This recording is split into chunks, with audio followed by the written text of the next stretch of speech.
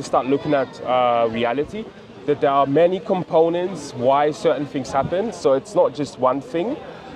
And it's about, more importantly, understanding like the human nature. How is human? Like, we're very tribal, you know, we can be very tribal, you know, we're very territorial, you know. I mean, you come from a place in Europe where, like, for hundreds of years there was like loads of conflicts between the Spanish, the Portuguese, the Dutch, right? everyone. Right. And that's also a lot about religion. That also has to do a lot with religion. Yeah.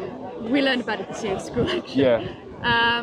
And that's the thing, that when we took independence, we eventually, like after years and years and years, we also said that everyone can believe what they want, but not every religion is claimed by the government. Yeah. So, like Buddhism, I'm pretty sure, and Hinduism, all that isn't recognized by the government. What, in Belgium? Yes. That's interesting. But like the Islam, there are loads of mosques, especially in Brussels, because Brussels has a lot of diversity. But it's still a big problem in Belgium because we have a political party called Vlaams Belang. And they basically want all the people that believe in Islam and stuff out of the country. They think that they're all terrorists and they all cause problems. And they are the people why the women feel unsafe and the LGBTQ plus people feel unsafe.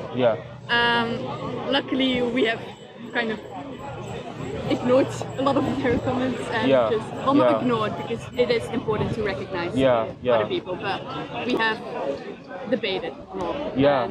It doesn't have that much of an influence, but you see a lot of the young people my age, a bit older, that have the right to vote, that really do want to vote for this political party, because they also want the Flanders region, where I'm from, but they speak Dutch. They want it to be alone. They don't want to belong to Wallonia and Okay. So that's why people start voting. So are you from there? You're from here, right? No, I'm from here. Yeah. I was wondering. So that's you said a lot of stuff that's very interesting. You know, so it's a lot of politics, it's history, it's immigration policies. It's very complicated. And then, you know, when you're like sort of like on the ground, you're not like an intellectual, you're not like a historian. You look at it and you're like, oh, this is so confusing. But like one thing I really like about a lot of the young people, especially like sort of from your generation, is that you guys do take stances against injustices and things that you really believe in, and you go out and you do things, which I really appreciate. And I think it's more, this generation is more independent of their own parental political views. I think it's very good because it helps nurture thinking instead of just plain following. It's easy because of social media. People can like a lot easier share ideas and hobbies. And that's, I think, very important. As well as why they should keep the voting age down. Sorry, not down. I think they should keep it how it is. Because in the end of the day, younger people are still much more manipulable, and therefore it could be really easy just to manipulate a bunch of younger audience and then get them all to vote for you. And it'd be so much easier to get. That's a good take. That's a very good take. 16. No, it's also 18, but they're thinking about making it 16 sometimes and sometimes not. But that's a very good take. But I have so much hope in the potential of the younger generation.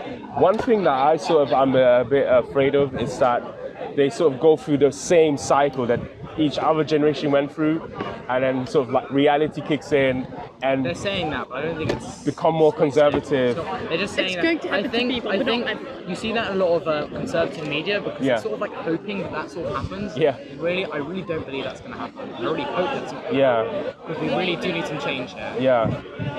Quickly. 100%. The change doesn't only need to be about like cultural, like religious stuff, but it also needs to be political, like have more people have a say in it. Like, if you look at America again, because that's where I don't know a lot about British politics, sorry. It's a mess. But if you look at like the abortion rights, just Roe v. Wade got overturned. But it was mostly like straight, white, old men that are Catholic. Thank you. Appreciate that. Thank you. So, in terms of like traditional, because it's really what they're claiming is conservatism. They're claiming they're trying to conserve sanctified religious, but I don't understand that, because like the Islam and Jewish religion is also it's called conservative. It's conserving the old sort of way. Everything is old. Let's be honest. Yeah. I mean, I'm more of a fan of like conservatism, and this is not like the classical definition of it, but I'm more of a fan of like conserve what is good.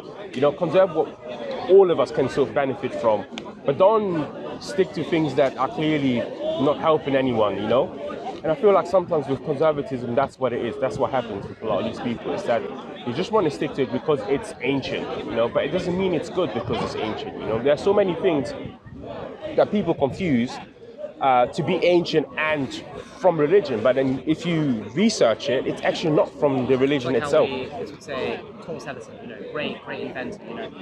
He made so much with the light bulb. I mean, so inventive, and then you research a little bit more when really he just stole a bunch of designs, hired a bunch of people, and took credit for it. So it's sort of we're just saying these old people were great, and then researching them not that great. Honestly, it's like. It's again, we've been taught Thomas Edison invented light bulb by school, and I'm not shitting on the school education, although I kind of am, but there are a lot of things that could improve with school education, and also in Belgium, but I've seen it here too. But that's why, this is why I'm so convinced by something like Islam, because Islam seems to not follow. And this is if you really like sort of invest your time in trying to like understand what this book, the Quran, is actually claiming and what's claiming to do, because it seems like it transcends these trends of like, sort of like contemporaneous sort of like. So the Quran is, to me, it seems like it's a book that it speaks to every single time at a given time, and it suggests. Because it speaks to the very deepest sort of inner workings of what makes a human being, Like, for example, if you think about like conservatism, all these white cis, man, a lot is to do with ego. So it's an ego thing as well, fundamentally, if you strip it away, It's the idea of like, we're losing ourselves as a nation, and we are the vanguards of this nation. We have to protect this nation, and these are foreigners or these are outsiders, and that. Yeah, so if you look at it from a human psychological perspective, it's really to do with like pride and arrogance, almost. My way of thinking is the best. I feel like that's what religion addresses, especially Islam. It addresses these things, and it says to you that. Do not be a tyrant. No? Don't be tyrannical on earth and force people and subjugate people to like, forcefully.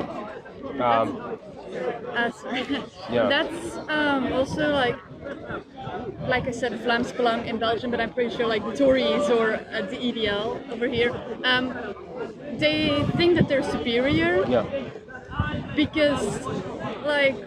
For example, people who are black or people who believe something else, they are all criminals. But you can have a normal conversation like we are having right now and see that we have loads of things in common. And we may not share the same view on life or on the world, but we do share the same view on equality or on other things.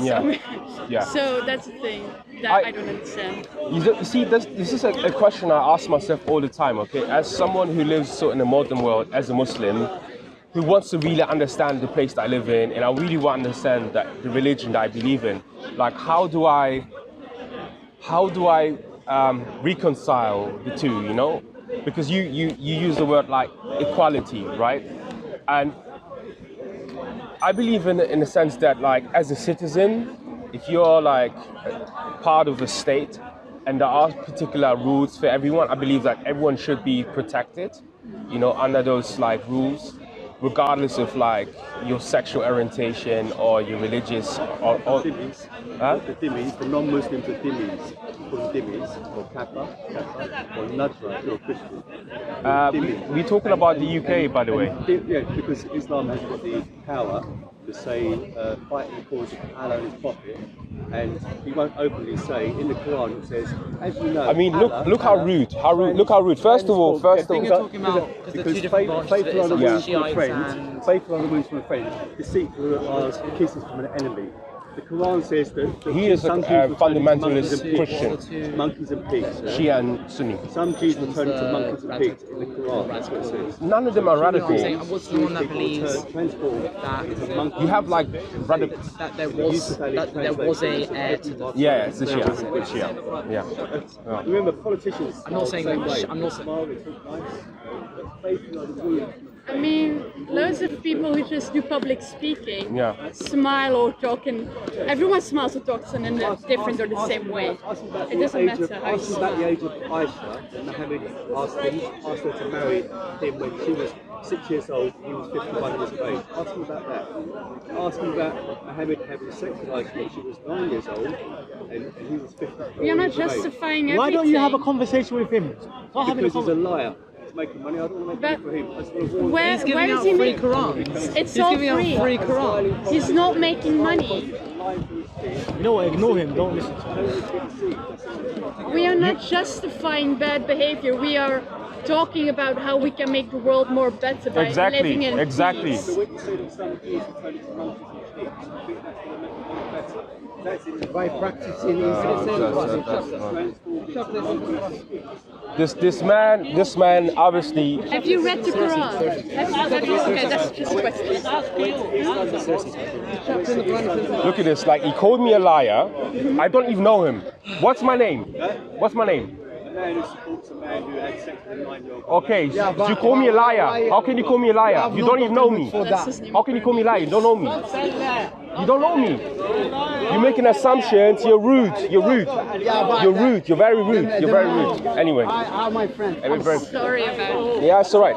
Your mission failed anyway. But it's important to listen to both sides. I agree. I do agree. I've had a conversation with him before, and I was trying to tell him, and he did the same thing. He went to like young Muslims and did the same show. And I said to him like, "What are you doing this?" And you know what he did? He went to these young Muslim girls who are black, right? And then he goes and talks about slavery to them. I was like, why are you doing this? What? Because they're black, you know? And I told them these girls, they're like from West Africa. They've been Muslim for thousands of years. You as a white man, you can't come to them and tell them anything about slavery. You should chill. So I do apologize, but clearly his mission has failed. I feel like we were having a beautiful conversation. I'm not a liar.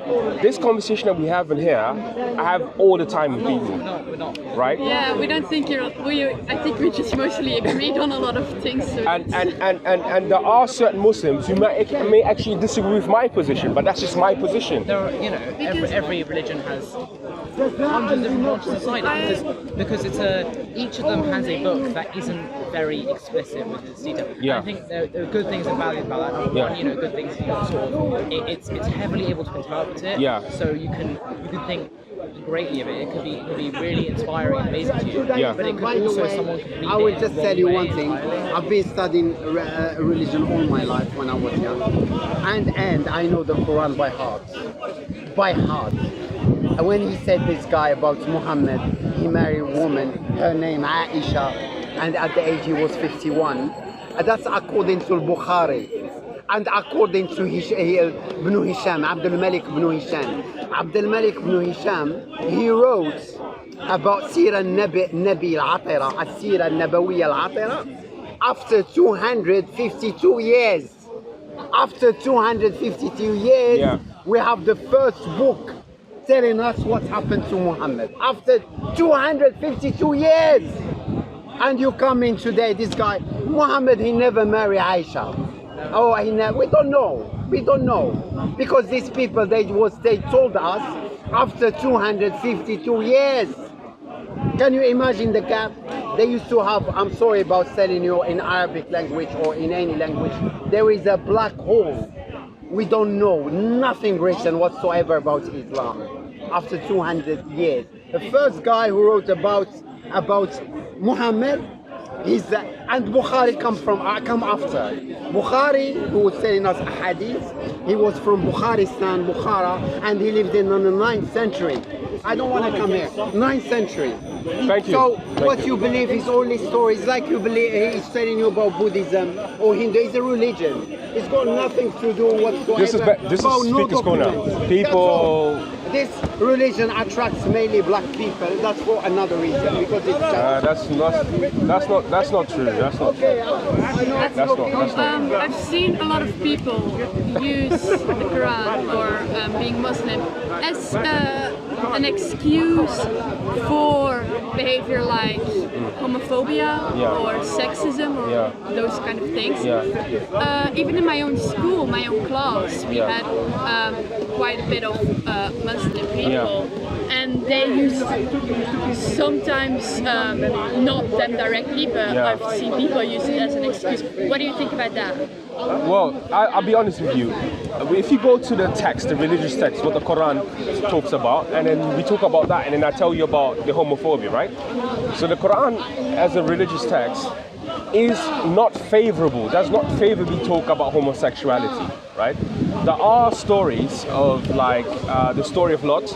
It's also in the Old Testament. Yeah, I'd say in the New Testament, Old Testament, it's I'd say it's mostly interpreted incredibly wrong and translated wrong. Yeah. I'd say in the Old Testament, it's Leviticus.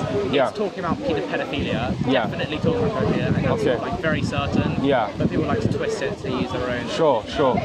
I didn't know that. And also, I think if it's in that entire bit, it's talking about illegal sexual relations. And it has bestiality, it has necrophilia. So I'm sure pedophilia would be there too. Like that would make sense. But if that's not referring to pedophilia, then none of it's referring to pedophilia. Which means the Torah doesn't prohibit pedophilia, which is like even worse. So I think it's rather that we translate it in the way it was most likely intended. Interesting. So good. The New Testament, Jesus, it was most likely him and Judas they spent a lot of time together, and it was very implied that they were lovers. Judas and Jesus. And in the New Testament, nowhere does it specifically say that's wrong. And he even rebukes the part in Leviticus. So from the Islamic point of view, like the Quran does not speak favorably of homosexuality. So it is not something that is promoted or supported. But, however, that's not where it ends. The Islamic position on this has been for a very long time that if someone happens to have homosexual tendencies, then the person is not condemned for that. The person is not condemned for loving another human being or another man. You know, that's outside the realm. That's something that, if you have those tendencies, that's within you. It's nothing you can change, right? So, however, when the Quran comes in and says, well, this is where you stop, is when there are sexual relations. And the way it's treated in terms of sexual relation is the same way sexual relations are treated when it comes to sexual relations out of marriages. Because marriages in Islam or in most religions are promoted and are the most ideal way of how human beings can come together and form a union. I do understand that due to modernity that is changing, and the concept of like what constitutes a family is changing. But from a traditional position or from a religious position, the most ideal way is marriage. So if a homosexual was to engage in sexual intercourse, that would have a similar view like someone, if I was married and I would sleep around, you know. Could I intervene? Yeah, sure. That was, I think, the way you're explaining it, that was very actually common for the time of how homosexual acts would come up. Because it wasn't as accepted to be homosexual, it would normally be, you would be married and then that would be carried out. So I think more that's like, you could, interpret it differently, but maybe it's saying that that's not allowed. That's, again, just another form of cheating. And then if you two happy people are married together, then there's no cheating, sleeping around under a marriage ban, and therefore it should be okay. You could interpret it that way, and that would be. Go ahead. No, come. I don't know a lot about this. In loads of countries. I'm going to talk about homophobia in a bit after you talk. In loads of countries, people from the same sex can't get married. And these are also like countries where the Islam is present. Not only that, obviously. So obviously anything would be out of marriage then. Do you think that they should get the right to get married and that it would be okay then, or? So say if there is a homosexual couple and they are having their relationship and they're having sex away from the public, according to the Islamic law, there is no injunction that can stop that. You're not allowed to go in and snoop in a private matter of a human being, whatsoever what he does. We believe that is left to God and the individual, whatever he's involved in.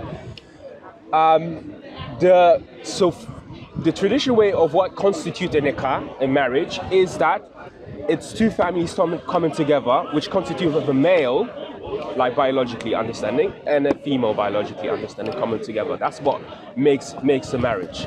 So I do not think that there's a possibility from the text that two men can come together and call it a marriage. But that's it's always different to what actually happens on the ground. You know, we do have what's it called, documentation, and I see a lot of people nowadays, intellectuals, bringing these things up about homosexuality in the Islamic world, classically in a historical sense, and there are arguments being made that and I forgot what it's a particular term. It's basically a relationship where an elderly man with a younger boy. You know. That's how they know. That's how they typically. Yeah. Yeah. And that's how the Old Testament was typically translated to say that and prohibit that instead of. That's exactly how it says it. Yes, it's like people. Peasantry, something like that. Something like that. Pedophilia. No. That's because pedophilia, obviously. But also because it's between two males. I think pedophilia has to do with consent, because obviously a child has no consent. But this one is more to do with like a younger sort of teenage boy. It's called peasantry, something like that. I forgot the name. But like the Greeks practiced this and the Romans practiced this. Now we have documentation that these things were taking place in Islamic countries. It wasn't the norm, but these things were known and these things were practiced among certain classes of for example, some of the ruling classes were involved in these things, so a bit more experimental. You mentioned something about Judas and Jesus. There are Western intellectuals as well who have been looking at like Persian poetry in particular. And I don't know if you guys know Rumi. Have you heard of Rumi? Wait until you're 25. You're probably going to get into Rumi by the time you're 25 or something. But yeah, Rumi is a very famous poet, Persian poet. You know, Granit Petrol, all these celebrities quote him all the time. And he had so he had a teacher called Shams. And some Western intellectuals looked at the poetry, and they found it very homoerotic, because the way they would talk to each other, like, my love, I love the eyes, I love touching you, and this stuff. But this is where culture comes in. In the Persian culture, all these things are very normal for two males to say I love you, for two males to even hold hands. To this day, if you go to certain places in Africa, there's two men who would hold hands, and it wouldn't mean anything sexual. I remember when I was like a teenager and I grew up in Germany. My dad, he did the practice. He was holding someone, Yeah. So my dad was holding his friend's hand, right? And my friend saw that. And then they came to me, they're like, and they're mocking me. They're like, oh man, your dad is gay. He was holding someone else's hand, right? But I never understood what it meant. But now, researching it, it actually means friendship, and it's platonic friendship. So I feel like what is happening here with all of us is that we are currently re-exploring what sexuality means, and we're trying to like frame it in the best possible way that sort of fits to modernity.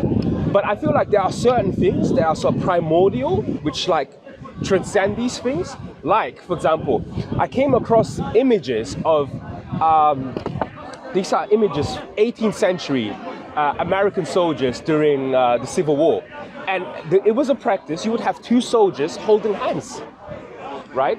And that was perfectly normal. If you were to do it today, the interpretation of it would be, oh, these guys are probably gay or homosexual. So it's very similar to the idea of that if Judas was very devoted to Jesus, or when Rumi is very devoted to Shams, that there is some form of sexual relationship, when really and truly it's just love between human beings, and love between brothers. And this is something absolutely normal in certain cultures, Turkish cultures, for example, where I grew up around a lot of Turkish people. Two men would come, they'll kiss each other. And you've probably seen this in like mafioso films, when the Italian boss comes and kisses him, right? It's not because he fancies him, but it's just because, and I feel like that's what it is, that we are currently trying to explore these things. When it comes to homophobia, I don't think that religion, at least the Quran that I follow and the way I interpret it, that religion sanctions me to go to a person and make him feel less due to who he is. I don't think that religion does that. I don't think you have sanction. There's no Quran verse that says go to gay people and mock them. You're not allowed to do. You're not allowed to mock people who worship other. The Quran. There's a verse in the Quran, very beautiful verse, where Allah says, "Do not mock their gods, lest they will mock your God." Your God, right? And this is a very beautiful verse, and it says, and when they mock your God, they do it out of passion, because this is something they really believe in, and you come there and you piss, you take a piss, and then God says, for God, I have placed that very bias, that very love they have, for that thing that you disagree with, I've placed it in them. And for the things that you disagree, on the day of judgment, I will tell you about the differences, you see? So to me, that verse it's a call to pluralism, in society, that you will come across people who have not the same opinion as you, who do not believe what you want to believe. It doesn't matter what you say to them. They have a bias, but in order to create cohesion in society, I think the worst thing is by mocking someone.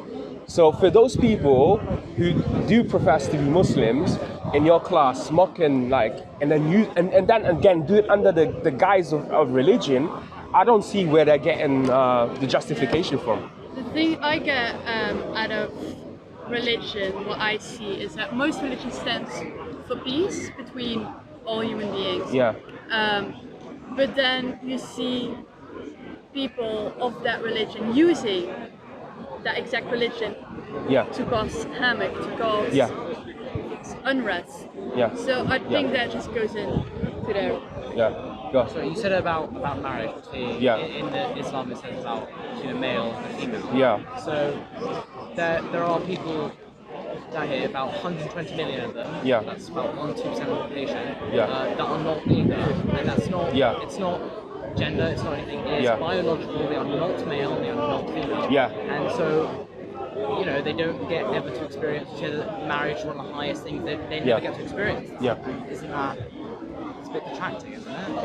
It is. So I came across this fascinating paper that was documenting a particular class of a class of people in Medina. This is when the Prophet was around, and they're called mukhannaf.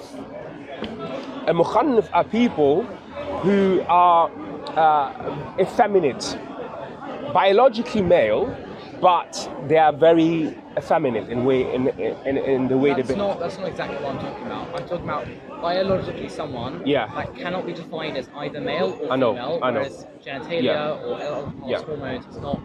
Yeah, I'm getting there, but I'm using that as an example to the closest thing that you're mentioning, and on those these people in Medina, there was a time when they had like a particular sort of position and a particular position they were playing in society.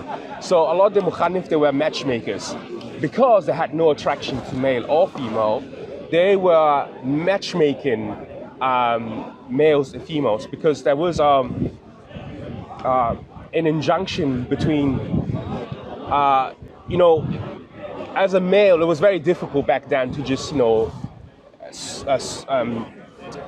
be social with female, and because there's like tribes, and it's more difficult.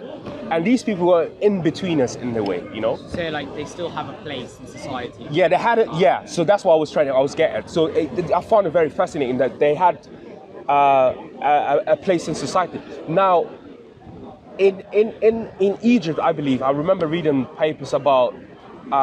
So if you, for example, are born with like, that people were born with two productive systems, right? So like, the authorities would give you the choice to choose which one you want, and there are also people in history, in Islamic history, who've never married. Like, I don't think that like sort of marriage is. Marriage seems to be the benchmark for people to like fulfillment, but I think there are also exceptions to the rule, to what you were saying. I don't think these people are any less because they don't have any affinity to any sexes or anything. Is that what you were saying? Or yeah, I don't think they're any less because of that. But these are a lot of difficult things. I'm not able to answer everything. I just talk about the stuff that I really know about. But thank you. What was your name? My name's Aaron. Aaron. Yeah. And you're Enea. Nice meeting you. But thank you very much. It's been a pleasant conversation. Thank you.